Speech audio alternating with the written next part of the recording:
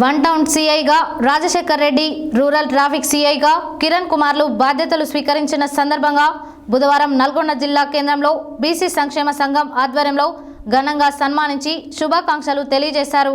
ఈ సందర్భంగా వారు మాట్లాడారు.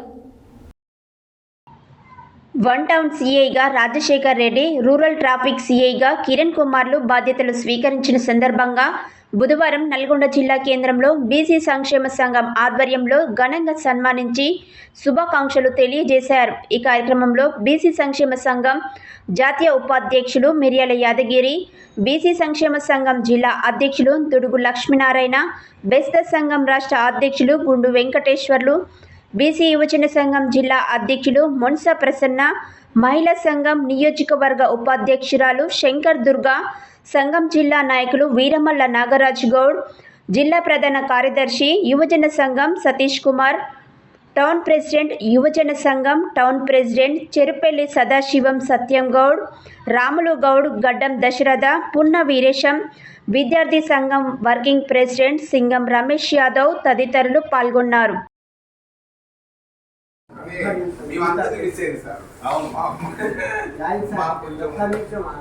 మరి ఈలో మేము తింటాం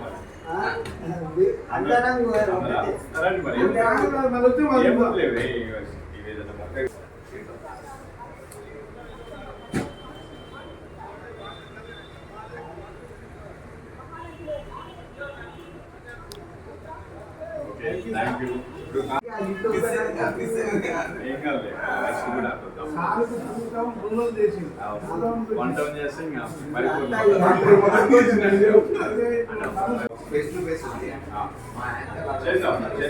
ఈ రోజు ఒక కాన్సెప్ట్ వచ్చింది. ఇప్పుడు ఇదేంటంటే లేటెస్ట్ గా ఈ ట్రేడింగ్ లలో కొంతమంది ఆర్గనైజర్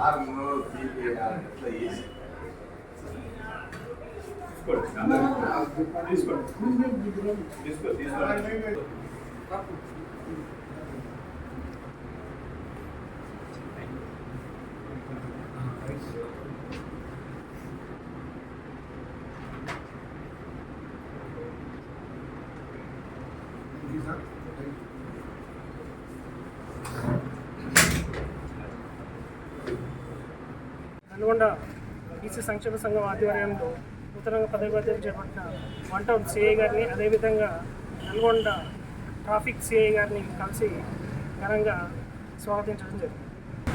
ట్రాఫిక్ సిఐగా పదవి బాధ్యతలు స్వీకరించినటువంటి కిరణ్ కుమార్ గారికి మరియు one town CI Rajasekhara Reddy గారికి పదవి బాధ్యతలు వహించిన రాజశేఖర రెడ్డి గారికి శుభాకాంక్షలు తెలియజేయడానికి వారికి బొకే ఇచ్చి శుభాకాంక్షలు తెలియజేయడం జరిగింది.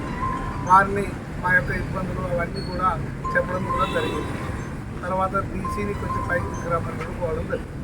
ఈరోజు traffic CI Kiran Kumar sir గారు, one town CI Rajasekhara Reddy గారు సార్ గారిని బీసీ సంక్షేమ సంఘం ద్వారా కలిసి వారికి తెలంగాణ సన్మానం చేస్తారు.